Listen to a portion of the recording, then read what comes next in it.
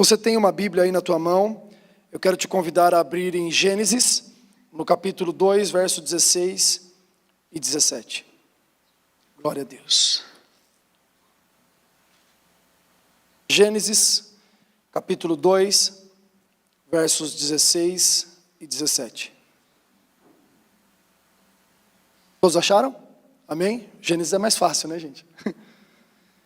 E ordenou o Senhor Deus ao homem, dizendo: de toda árvore do jardim comerás livremente, mas da árvore do conhecimento do bem e do mal, dela não comerás. Porque no dia em que dela comeres, certamente morrerás. Glória a Deus. Senhor, fala conosco através da tua palavra, Jesus. Com graça e misericórdia derramada sobre mim, mas por tua graça e misericórdia também pela tua igreja, Senhor, que veio aqui para ouvir o Senhor falar. Senhor, em nome de Jesus, nós queremos dispor os nossos ouvidos, o nosso coração, a nossa vida diante do Senhor, para o Senhor falar e ministrar os nossos corações. Nós não queremos sair daqui do mesmo jeito como entramos, Senhor, mas nós queremos sair daqui transformados pelo poder da tua palavra, em nome de Jesus. Amém e amém. Glória a Deus. Meus irmãos, aqui nós lemos um trecho que relata um pouco daquilo que aconteceu na criação.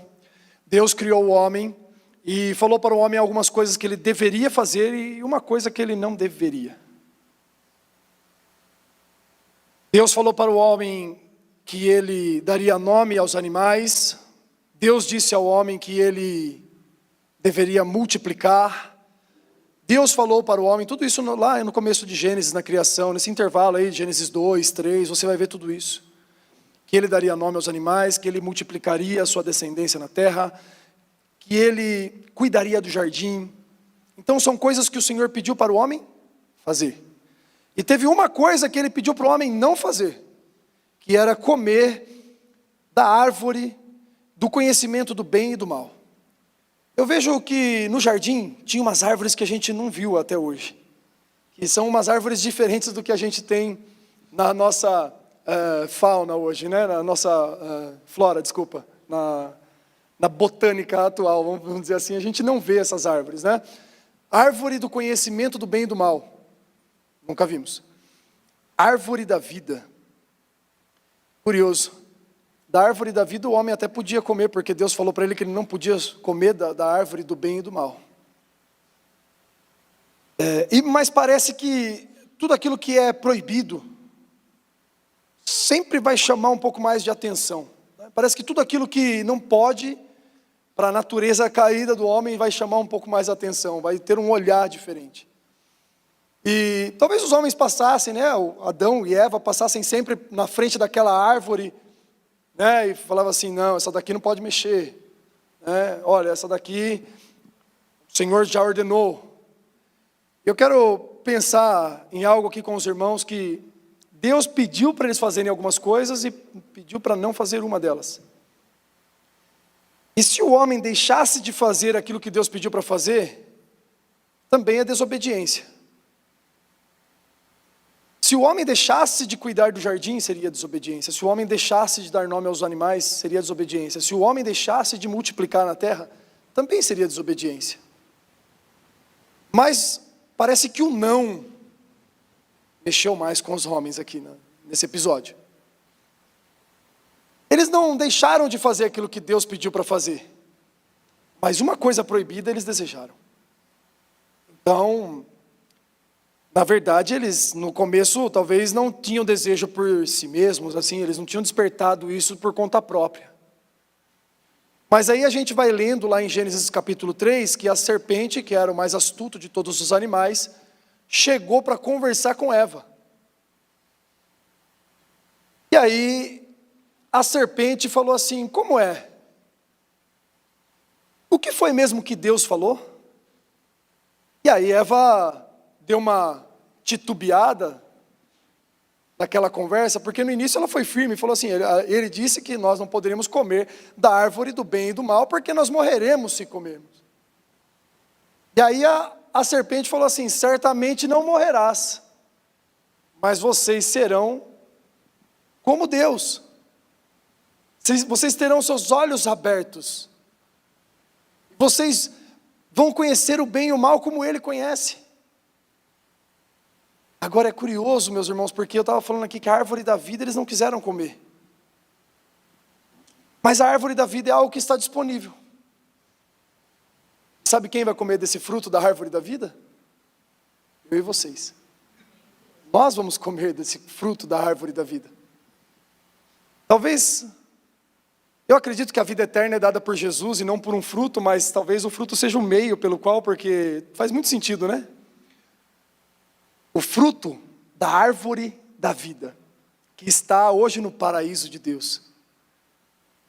Quando o homem caiu, Deus enviou anjos que fechassem aquele jardim. Então o homem não teve mais acesso nem à árvore da vida e nem à árvore do conhecimento do bem e do mal. E Deus falou, não é bom que o homem, agora que conhece o mal, coma da árvore da vida. Então fecha o jardim. Agora nós precisamos concluir o plano de salvação, né? Precisamos dar continuidade naquilo que a gente já tinha planejado desde a eternidade. O homem está caído, miserável, necessitando de ajuda, de socorro, e só tem um meio para resolver isso, e é Jesus Cristo. Mas hoje eu quero dar bastante ênfase aqui e falar sobre a origem do pecado no mundo. E eu quero chamar a atenção dos irmãos para nós olharmos para as estratégias de Satanás para tentar a igreja, para tentar o homem, para que ele caia no pecado. E por que a gente vai olhar para as estratégias de Satanás? Porque elas são as mesmas até hoje. Então, quantos de nós, num tempo de imaturidade, de infantilidade, a gente já disse assim, se fosse eu no lugar de Adão, eu já falei isso. Quem já pensou em orar por Adão, quando chegar no céu, com imposição de mãos e de pé? Amém? Tem alguém que já pensou, fala assim, quando eu chegar, toda vez que você está sofrendo no trabalho, você fala, solzão quente na cabeça, você está em cima de um telhado alto, pegando peso lá em cima, aí você fala, Adão, Adão, quando eu chegar no céu, cara, você está perdido comigo, cara. Mas é curioso, será que nós, no lugar de Adão, teríamos acertado?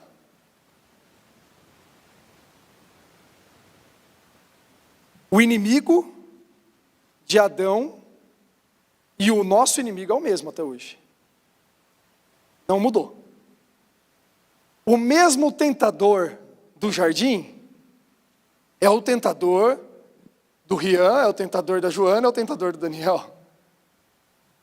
O mesmo tentador de Eva, o mesmo tentador de Adão, é o nosso tentador hoje. É aquele que vira e mexe, lança dardos inflamados na nossa mente. Sabe de uma coisa, meus irmãos? Tem gente que está aprisionada em possessão demoníaca, onde os demônios já governam a vida das pessoas e mandam elas fazerem aquilo que eles quiserem. Elas são completamente submissas às forças das trevas. Mas nós que somos salvos em Cristo Jesus, nós que andamos já no caminho, nós que trabalhamos e nos esforçamos para viver uma vida de santidade, de santificação dia após dia, apesar de sabermos que somos pecadores, mas estamos tentando agradar o Senhor por uma vida reta e justa, Satanás não tem mais essa influência como tem naqueles que estão no mundo e que são escravos do pecado, que já estão possuídos e dominados completamente pelas forças do mal. Mas Satanás ainda lança dardos inflamados, como aquela serpente fez com Eva no jardim. E é sobre essas estratégias que eu quero falar com os irmãos, porque talvez a gente esteja culpando Adão por ter errado lá no jardim, e a gente continua cometendo os mesmos erros hoje. E eis aí a hipocrisia, como diz nos memes da internet, né? Eis aí a hipocrisia. Porque a gente fala deles e a gente faz o mesmo. Caindo nas mesmas antigas estratégias do tentador. Apesar de não sermos mais escravos do pecado, virou e mexeu, vem um dardo inflamado de Satanás. Na nossa mente, enquanto a gente está trabalhando, está dirigindo, surge de repente uma crise de ansiedade. E a Bíblia diz que nós estarmos ansiosos mostra uma falta de confiança no Senhor, e isso precisa de uma cura, eu sei, mas pode ser pecado diante de Deus também. Não precisamos nos preocupar com o dia de amanhã, o Senhor tem cuidado de nós, Ele nos disse isso e nos garantiu. Então às vezes a gente está no nosso dia a dia e a gente pensa uma imoralidade, a gente pensa algo que seja impuro, a gente deseja algo que não é nosso, a gente tem inveja de alguma coisa. De repente, durante o nosso dia, a gente pensa em se esquivar de uma situação contando uma mentira. E esses são os dardos inflamados de Satanás sendo lançados na nossa mente. Alguém disse um dia, eu não sei bem quem é, porque cada pessoa atribui a um autor essa frase, mas eu gosto dessa frase que diz assim, mesmo sem saber quem falou mesmo, né? Mas é uma verdade. Não é inevitável que um passarinho faça sujeira na sua cabeça se ele estiver passando por cima de você, isso pode acontecer. Mas um passarinho não pode fazer ninho na sua cabeça. Amém? No último discipulado nós estávamos falando aqui sobre a iniquidade, que é a sofisticação do pecado. O homem iníquo é alguém que sofisticou o pecado. E às vezes ele usa a própria palavra para se defender e tentar se justificar dos seus próprios erros. Então nós falamos aqui que, por exemplo, um homem está lá rodando a rede social, aparece uma dona lá quase sem roupa, está seminua e o homem fica lá olhando. E olha, e pensa, e deseja, e imagina, depois ele continua virando e ele pensa que tem menos culpa porque ele fala assim, mas eu não vi pornografia, ela não estava nua. Ou a gente inventa uma frase, ou cria um meio de falar uma verdade, meia verdade, que você possa no final falar assim, mas eu não menti. Meia verdade é uma mentira completa às vezes, né? Porque eu chego às vezes para um irmão, chego para o Vitor, conto uma meia verdade para ele, para enganar ele, mas sem falar uma mentira. Você foi lá, aí eu, sei lá, como o Ju falou, deu um bom exemplo, né? Estou a caminho, nem saiu de casa ainda. Daqui a pouco você vai estar a caminho, você vai ir, né? Então é algo que você fala como quem querendo tirar um pouco do atraso. Mas a gente sofisticou, né? A gente não, mas assim o homem, né? A humanidade sofisticou um pouco o pecado, e isso a Bíblia chama de iniquidade. Alguém que vive no pecado, e às vezes alguém que conhece a palavra do Senhor, e fica criando sempre meios para disfarçar os seus erros, e poder esconder seus trambiques, suas tramóias, seus deslizes. E aí ele pega todos os seus erros, e ele vai escondendo isso por trás de uma maquiagem que ele cria ali, e ele fala, olha, não é bem isso. Não é tão pecado assim, está vendo aqui? Tenta justificar, ao invés de se arrepender. E essa frase que eu vou falar agora, eu sei de quem é, do Luiz Hermínio. Quem é bom para se justificar, é ruim de se arrepender. Realmente, quando você vai conversar com alguém, a pessoa se debate enquanto está sendo confrontada, essa daí não está com cara de que vai se arrepender, não, essa daí vai ficar se debatendo até o fim. Para o pecado acontecer, existem algumas etapas que vai acontecendo entre nós e o tentador, para que a gente caia no erro efetivamente. A primeira etapa é a tentação. Ora, eu vou ler Gênesis capítulo 3, verso 1 a 5. Ora, a serpente era o mais astuto de todos os animais selvagens que o Senhor Deus tinha feito. E ela perguntou à mulher, foi isso o mesmo que Deus disse? Não comam de nenhum fruto das árvores do jardim? Respondeu a mulher à serpente, podemos comer do fruto das árvores do jardim. Mas Deus disse, não comam do fruto da árvore que está no meio do jardim, nem toque nele, do contrário vocês morrerão. Disse a serpente à mulher, certamente não morrerão. Deus sabe que no dia em que dele comerem, seus olhos se abrirão, e vocês serão como Deus, conhecedores do bem e do mal. Uma coisa que eu entendo disso, é que Deus ele conhece o bem e o mal, não por experiência própria, Porque em Deus não há mal. Deus não experimentou o pecado.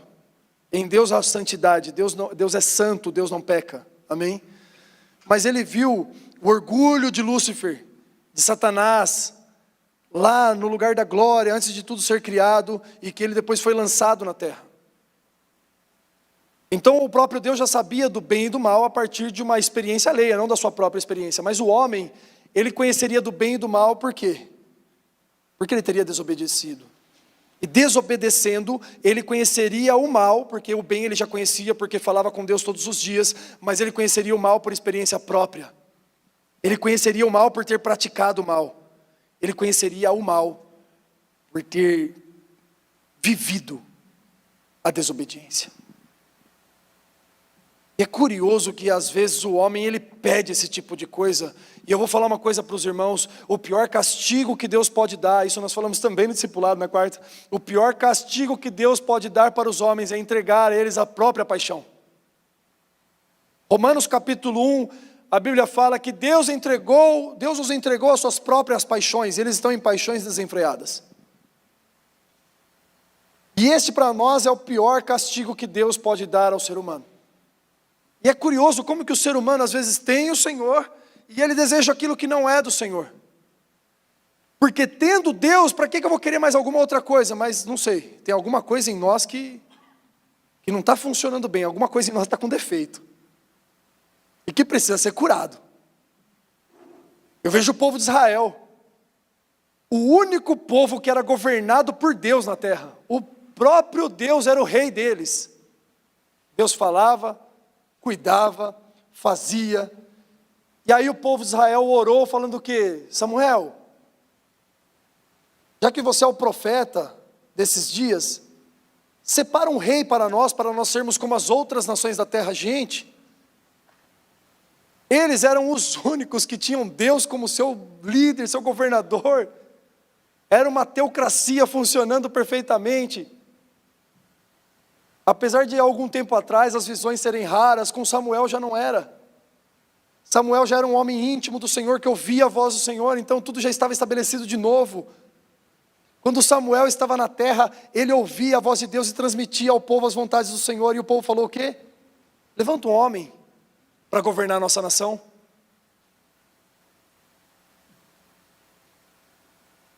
Eu percebo que isso tem muito a ver com contentamento.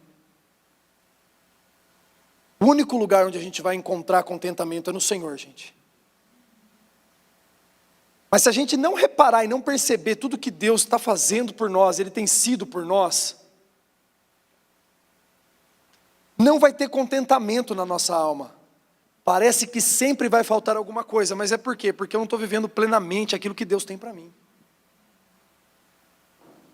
Deus é tudo, é pleno, é bom, Deus Ele é perfeito, Deus Ele nos supre e satisfaz em todas as coisas, meus irmãos. Em Deus nós não temos falta de nada. Só que às vezes a gente vive Deus muito no raso. O problema é que a gente molha só os artelhos. O problema é que quando a gente vai entrar no rio de Deus, a gente só molha os joelhos. E aí é por isso que a gente não está satisfeito. Mas não é porque Deus é insatisfatório, não é porque Deus é medíocre, porque Deus é mediano, não é porque Deus tem falta de alguma coisa, mas é porque nós não acessamos tudo que Deus deu para nós. Pastor, eu não acessei porque eu sou novo na fé, estou começando agora. Amém. Mas até você que é novo na fé, eu vou fazer uma pergunta: você tem desejado tudo de Deus? Porque por mais que você ainda não tenha acessado porque você está começando a caminhar, pelo menos desejo por tudo que Deus tem, precisamos ter. Pastor, o senhor fala como quem já alcançou? Não. De jeito nenhum.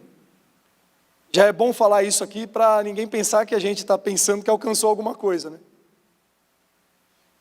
Mas vou falar aqui como o apóstolo Paulo falou aos Filipenses: não que eu já tenha alcançado, mas eu prossigo para o alvo, e o meu alvo é Cristo. Ou seja, meu irmão, o Deus que me satisfaz, Ele é o meu alvo, Ele é quem está lá no final da minha jornada e da minha carreira, Ele é a minha linha de chegada. Por mais que eu não tenha acessado tudo nele, todo descontentamento que há em mim está sendo curado dia após dia, porque eu estou me aproximando cada vez mais desse Deus que me satisfaz. Aleluia! Eu estou indo para cada vez mais perto do Deus que satisfaz todas as coisas. O apóstolo Paulo falou também aos Filipenses, no capítulo 4, verso 19: vocês não terão necessidade de nada, porque para a glória de Cristo todas as necessidades de vocês serão supridas. O problema é que parece que sempre está faltando alguma coisa e a gente corre para a coisa errada. Eu não estou feliz por causa do meu trabalho. O meu trabalho não está bom, eu vou mudar alguma coisa aqui no meu trabalho, eu vou mudar de trabalho, eu vou mudar de emprego. Aí eu vou ficar feliz. Aí você fica feliz uma semana. Mas é meu carro. O problema é o carro. O carro não é bom. Eu vou trocar de carro. Aí vai lá, vende o carro, compra outro. Ou fala, esse carro aqui sim, ó. Aí dura quanto? Mais uma semana. Não, mas é a casa. Vamos reformar a casa. Por aí vai. Parece que está sempre jogando para o futuro o contentamento que na verdade já está hoje aqui em nós. Vou trazer uma mensagem sobre isso um dia, mas vou deixar uma frase aqui já estampada nos nossos corações aqui, que quem inventou esse negócio de futuro foi Satanás. Eita. Deixa isso guardado no teu coração e volta aqui sempre, que daqui uns dias a gente fala sobre isso, tá bom? Quem inventou essa coisa de futuro foi o diabo. Sempre vive pensando no amanhã que nem existe. Ontem não existe, amanhã também não. Existe é hoje. Fica só até aqui por enquanto. Mas o contentamento a gente sempre fica lançando, porque eu vou fazer uma faculdade hoje, pensando naquilo que vai vir, depois da faculdade. Eu vou fazer um trabalho aqui, porque eu vou receber tal valor, e aí quando eu receber esse valor, eu sempre faço as coisas hoje, pensando naquilo que vai vir amanhã, e depositando o meu contentamento nessas coisas. Adão e Eva não precisavam se preocupar com nada. Adão e Eva tinham todo dia um culto que quem pregava era o próprio Deus. Mas não sei por qual motivo. Não, na verdade a gente sabe, né? Talvez Adão e Eva já tinham contentamento e tinham encontrado isso, mas a serpente foi lá mexer com eles para dizer, olha, vocês não... Está faltando alguma coisa, você sabe o que está faltando? Deixa eu mostrar para vocês o que está faltando vocês conhecerem o bem e o mal. Eva poderia falar, está tudo completo, não tem nada de errado aqui. Mas, ela não disse, e ela começou a pensar naquilo que a serpente estava propondo. Falou assim, realmente, tem uma coisa que a gente tem falta, a gente não conhece o bem e o mal. Aí, foi quando Eva aceitou a proposta. Mas, esse é o primeiro momento do pecado. O pecado começa numa tentação. E durante a tentação, o inimigo gosta de lançar confusões e mentiras. Eu acho engraçado que a fonte, às vezes, é até a própria Bíblia, né? Jesus foi para o deserto para ser tentado pelo diabo. Chega lá e fala assim, se tu és verdadeiramente o Filho de Deus, transforma essas pedras em pães. Está com fome, não está? E aí Jesus respondeu com a própria palavra, dizendo assim, nem só do pão viverá o homem, mas de toda palavra que sai da boca de Deus. Bom, então vem cá. Levou ele para um lugar alto, está vendo aqui, ó? Todas as nações desse mundo, todos os reinos dessa terra, se você se prostrar e me adorar, eu posso te dar. Você sabe que sou eu quem governa o mundo hoje, porque o mundo jaz do maligno. O sistema que roda aí fora não é de Jesus. Uma coisa para vocês, o governo que está hoje estabelecido, e não importa qual seja o partido ou o político, o governo humano é falido, é corrupto e é de Satanás. A Bíblia diz o mundo, e quando fala o mundo é o cosmos, fala do sistema, o sistema jaz do maligno. Então ele disse para Jesus, você sabe que eu posso te dar. Se você se prostrar e me adorar, Jesus falou o quê? Somente diante do seu Deus se prostrarás e prestarás culto. Satanás tinha a mesma fonte. Satanás falou assim, lança-te daqui porque está escrito que e aos teus anjos dará ordem a teu respeito, e ele te segurará e não te deixará tropeçar em pedra alguma. Satanás, quando foi tentar no jardim, ele pegou as palavras do próprio Deus. Como que ele chamou Eva para a tentação? Ele falou assim, viu? O que foi que Deus disse mesmo? Provocando Eva para a palavra do Senhor. Então entenda uma coisa, meus irmãos, há um risco muito grande de nós pegarmos a Bíblia, abrirmos ela e olharmos para ela como algo que vai só trazer benefícios para mim. E com o meu egoísmo, eu extraio da Bíblia tudo aquilo que pode me beneficiar, sem pensar na responsabilização. E eu, como pastor, poderia fazer isso também, vir aqui pregar para vocês, e a gente poderia tentar, de repente, encher uma igreja falando assim, olha, eu abro aqui uma palavra e falo assim, está vendo aqui? Vamos usar essa mesma aqui como exemplo. Pega aquela parte que Deus falou assim, que a serpente morderá o calcanhar da descendência da mulher, e a sua descendência pisará a cabeça dela. Então eu pego essa verdade bíblica e falo assim, você está vendo aqui que a descendência da mulher é Cristo, ela vai pisar sobre a cabeça da serpente. Oh, uau, isso tudo é verdade. E ele pisou a cabeça da serpente, ele é vitorioso, ele te deu vitória. Então nós poderíamos fazer isso e trazer para um contexto assim, sabe as suas finanças, o inimigo está lá mexendo, mas Deus está dando vitória, ele vai pisar a serpente. Tudo isso é uma verdade, só que se eu pego as verdades bíblicas e trago elas somente para massagear o nosso ego, para resolver nossos problemas, a gente nunca vai comer comida sólida. A gente vai ficar sempre pegando esse leite materno, essa comida que sustenta um monte de crente que nunca se responsabiliza, nunca dá uma resposta, e a gente passa a viver uma vida inteira somente com água até os artelhos, e nunca se responsabiliza. Agora, se eu pego a palavra do Senhor e vivo ela de forma completa, aonde eu entenda que o tentador existe, mas que ele já foi vencido na cruz, mas que agora eu sou alguém responsável por aquilo que o Senhor começou e que Ele quer que a gente continue, então eu já não estou com umas águas mais nos joelhos, mas eu começo a ter água na cintura, nos lombos, eu começo a ter água nos ombros, eu começo a nadar no rio de Deus. Eu vivo a plenitude do que Deus tem para mim. Então entenda, Satanás ele pega fragmentos da palavra para nos tentar a viver em lugares e níveis rasos da própria vida com Deus. Satanás pega a própria palavra para nos levar para os níveis rasos. Eu já disse para vocês, talvez o pior jeito, ou vamos falar assim, o melhor jeito de enganar alguém sobre ela achar que conhece o Senhor é trazer ela para um culto. A gente pode pensar que conhecer a Deus é isso aqui que a gente está fazendo agora. E a gente vive a vida inteira enganado, pensando que conhecer a Deus é estar num domingo numa igreja. Então eu vivo fragmentos daquilo que Deus tem para mim. Mas sabe de uma coisa, meus irmãos, não vai ser assim conosco em nome de Jesus. Nós vamos viver a plenitude daquilo que Deus tem para nós.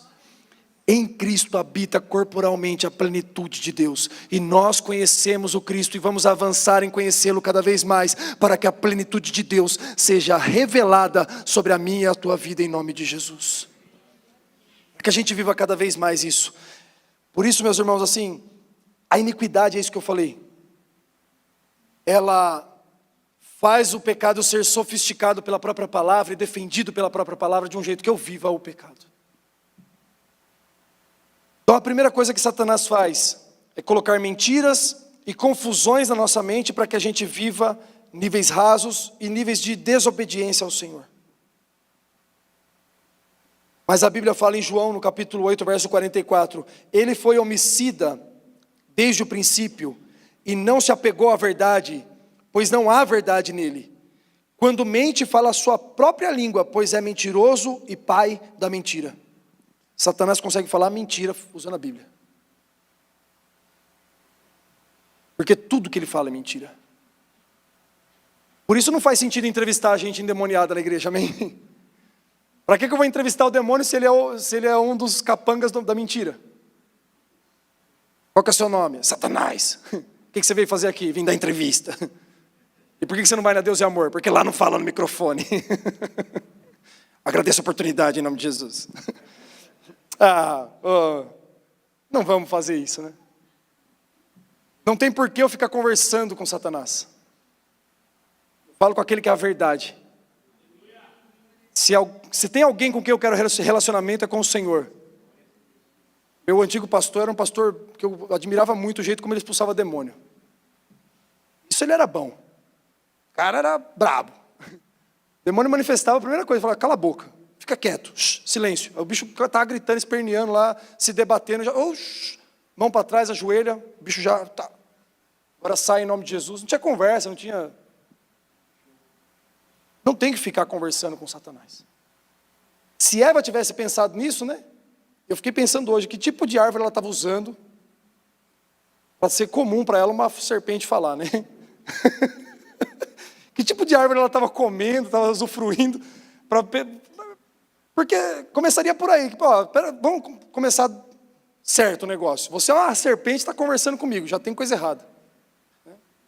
Até onde eu sei, serpente não fala. Eu não sei qual era a realidade no jardim, né? Mas é algo que me chama muito a atenção, né? Falando por quê? Bom, enfim. Dúvidas a respeito da palavra de Deus. Satanás, ele faz isso. Eu costumo dizer que só pode ter dúvida quem não duvida. Porque uma coisa é uma coisa e outra coisa é outra coisa. Ter dúvida não é errado. Você querer conhecer mais e entender a verdade. Então você faz perguntas para ter respostas. Mas isso quem pode é quem não duvida, foi como eu falei. Ter dúvidas é para quem não duvida. Só quem não duvida pode ter dúvida, amém? Vocês entenderam isso? Porque duvidar da palavra no sentido de que, será que isso é verdade mesmo?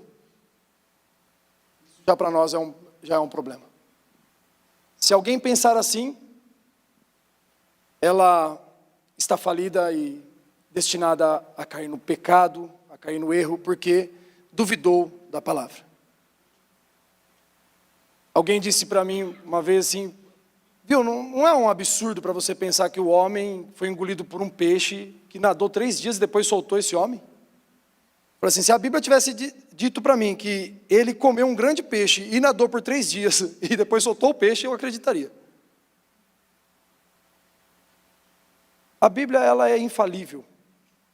A Bíblia é inerrante. A Bíblia é a palavra de Deus, e a palavra de Deus, ela foi divinamente inspirada para corrigir, para exortar, para animar. A Bíblia foi escrita em culturas e tempos diferentes. Ela foi escrita em 6.000 anos. Você tem Jó escrevendo o livro dele lá 4.000 anos antes de Cristo, e você tem o apóstolo Paulo escrevendo 63, 50 anos depois de Cristo. E com essa diferença toda de distância, de cultura e de tudo, você vê que a Bíblia, ela sempre se completa. Ela é inerrante. Eu preciso acreditar, para que Satanás não coloque dúvidas no meu coração. Ele sempre faz parecer que o que é proibido é melhor. Preste atenção nisso. Quero falar principalmente aos jovens, porque os adultos já perceberam que o que é proibido é furada. Os jovens ainda não experimentaram. Satanás, quando ele vai te oferecer pecado, ele fala assim, olha, tá vendo, isso aqui é prazeroso, ó. Isso aqui é bom. Olha como aquele cara lá, ele vive isso aqui, ele experimentou isso aqui, ó. Ele usa isso aqui. Tá vendo como ele está feliz, ó? Olha como que ele é descolado. Olha como que ele é o melhor da galera. Olha que todo mundo gosta dele. Você está vendo como que esse cara aqui está diferenciado? Olha o que ele usa, olha o que ele faz. Então Satanás começa a te servir um banquete assim, todo bonito. Mostrando, olha que o que é proibido é bom. Você está vendo que com isso eu te dou prazer? Você está vendo que com isso eu te dou influência? Está vendo que com isso eu te dou alegria? Está vendo que com isso você vai ser aceito? Você está vendo que o que eu estou te oferecendo é bom? Só que Satanás, ele promete prazer. Ele não consegue entregar nada mais do que amargura de alma, prisão, vícios, problemas. Olha o que Satanás entrega depois de ter prometido isso. Ele promete aquilo que parece muito bom, mas depois ele te dá uma lista de problemas. Aprisionamento de alma, falta de perdão, amargura, tristeza sem sentido, tristezas sem motivo. Mas quando ofereceu parecia tão bom. Mas não é. Uma coisa eu posso te garantir. Satanás, ele oferece o que parece bom e te entrega aquilo que não presta. E Jesus te promete o seguinte: no mundo tereis aflições, mas tende bom ânimo, porque eu venci o mundo. Então ele promete aflição, mas quando você anda com ele, você anda alegre. Quando você anda com ele, você anda completo. Quando você anda com ele, você anda contente. Quando você anda com ele, você anda sem sentir falta de nada. Um te promete tudo e não entrega nada, e o outro já avisa que vai ser difícil e te entrega tudo. Então acredite, meu irmão, Satanás, quando ele te oferece aquilo que é proibido, ele faz parecer melhor, mas é um engano. Depois da tentação, vem o pecado. E aqui em Gênesis no capítulo 3, versos 6 a 7, diz assim: quando a mulher viu que a árvore parecia agradável ao paladar, era atraente aos olhos, e além disso desejável para delas se obter discernimento, tomou do seu fruto, comeu e deu ao seu marido, que comeu também. Os olhos dos dois se abriram e perceberam que estavam nus. Então juntaram folhas de figueira para cobrir-se. Após as tentações, vem o pecado que já deveria ter sido vencido já na tentação. Só que durante o pecado, a gente vai perceber que o homem ainda tem uma oportunidade. Depois do pecado, a gente vai ver a primeira ação de misericórdia de Deus na terra. Desse pecado de Adão e Eva. Depois que o homem pecou, que ele já deveria ter vencido isso lá atrás, na tentação, a gente vai ver a primeira vez que o Senhor manifesta a sua misericórdia. E está lá em Gênesis, no capítulo 8, Gênesis capítulo 3, verso 8 a 13. Ouvindo o homem e a sua mulher os passos do Senhor Deus que andava pelo jardim, quando soprava a brisa do dia, esconderam-se da presença do Senhor Deus, entre as árvores do jardim. Mas o Senhor Deus chamou o homem perguntando: onde está você? E ele respondeu: ouvi os teus passos no jardim e fiquei com medo, porque estava nu, e por isso me escondi. E Deus perguntou: quem lhe disse que você estava nu? Você comeu do fruto da árvore que eu te proibi de comer? Disse o homem: foi a mulher que me deste por companheira que me deu o fruto da árvore, e eu comi.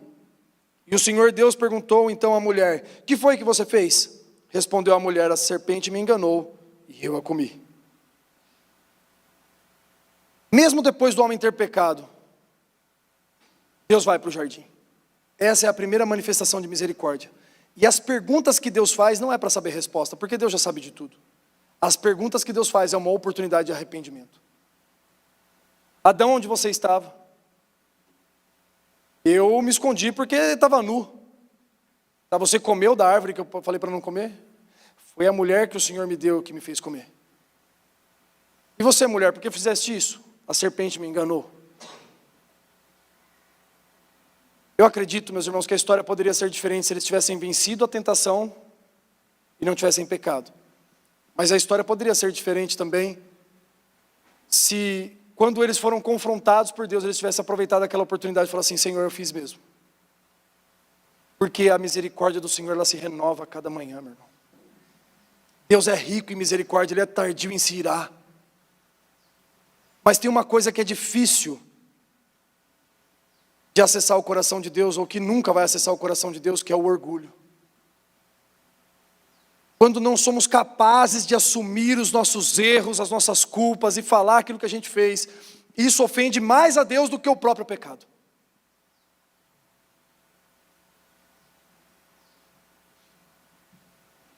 Eu acredito que o orgulho é a raiz dos pecados. O egoísmo e o orgulho é a raiz dos pecados. Porque foi por orgulho também que Satanás quis se colocar no lugar de Deus, foi o primeiro pecado da história.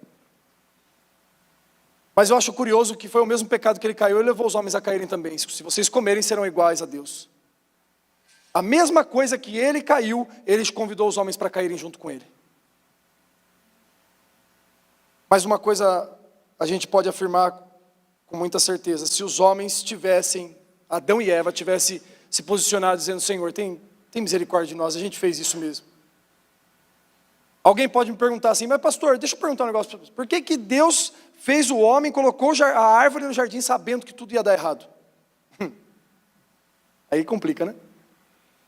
Assim, se Deus fez o homem, sabendo que o homem ia cair, e colocou uma coisa lá dentro que seria tentador para ele, por que Deus fez isso então, se ele sabia que ia dar errado? Meus irmãos, a história não termina aqui. E no final das contas, tudo isso vai gerar muito mais glória para o Senhor. No final das contas, quando Ele envia o Seu Filho, Ele nos dá um modelo que é para nós servirmos ao Senhor e obedecermos a Ele, não mais por medo, ou por consequências do pecado, mas é para nós servirmos ao Senhor por amor. Ele nos mostrou, porque em Adão e Eva, e toda a história da humanidade, as pessoas conheciam Deus, e ninguém tinha problema com Deus, mas as pessoas tinham problema com o Pai. E o relacionamento de Deus conosco, meu irmão, não é de Deus e servo. O relacionamento de Deus conosco é de pai e filhos. E no final da história, então, quando Ele manda Seu Filho Jesus para ser o primogênito entre muitos irmãos, Ele está nos dando um modelo e mostrando para nós: olha, eu quero que vocês sejam meus filhos. A reação ao pecado. Toda vez que a gente peca, a gente tem vergonha e a gente foge de Deus. Mas não é esse o caminho. Toda vez que a gente peca, a gente fica com vergonha de orar de novo. Toda vez que a gente erra, a gente fala assim: meu Deus, vou ter que começar essa conversa com Deus de novo. E é o que mais Satanás deseja, que a gente se afaste do Senhor. A Bíblia fala que um abismo chama outro abismo. Ou seja, depois de ter caído uma vez e ter me afastado do Senhor por causa dessa queda, eu vou pecar cada vez mais porque já estou longe do Senhor. De tempo em tempo, às vezes eu faço um propósito de oração e deixa isso muito mais fresco na minha mente. Eu coloco meu celular para despertar a cada 3 horas. A partir das 9 horas da manhã até 9 horas da noite, e todas 3 horas, quando bate 3 horas eu oro. Então o celular desperta e eu vou para um tempo de oração. Mas é curioso porque teve uma época quando eu fazia isso, às vezes no intervalo entre uma oração e outra eu errava. Mas eu era obrigado a me colocar de novo ali porque eu tinha um propósito com Deus. E eu tinha que enfrentar essa vergonha aí de novo para cima desse assunto e resolver ele de frente com o Senhor. Agora, meus irmãos, nós vimos como que Adão e Eva deixaram o pecado entrar no mundo. E pelo pecado entrou também a condenação e a morte. E se por um só homem entrou a morte, por um só homem também entrou a justiça. Porque Cristo foi o justo e o justificador por nós. Então nós não estamos mais desamparados. Hoje o tentador vai usar as mesmas estratégias, como eu falei desde o início, para tentar fazer você cair no pecado, confundindo a sua mente, falando mentiras, ou distorcendo a palavra do Senhor. Mas hoje a gente tem um modelo que a gente pode olhar e falar assim: eu quero ser parecido com Ele, que é Jesus. E a Bíblia nos afirma com muita certeza: se confessarmos os nossos pecados, Ele é fiel e justo para perdoar os nossos pecados e nos purificar de toda injustiça. Portanto, confesse os seus pecados uns aos outros e orem uns pelos outros para serem curados. A oração de um justo é poderosa e eficaz. Sabe de uma coisa, gente? Quando alguém confessa pecado, no ambiente de religiosidade, essa pessoa vai ser condenada. Mas quando ela confessa pecado no meio dos filhos de Deus, ela vai ser mais amada ainda. Porque quem confessa pecado é alguém que quer ser curado. Quem confessa pecado é porque quer abandonar o pecado. E quem quer abandonar o pecado merece um olhar de amor e de cuidado para que ele vença o pecado em nome de Jesus.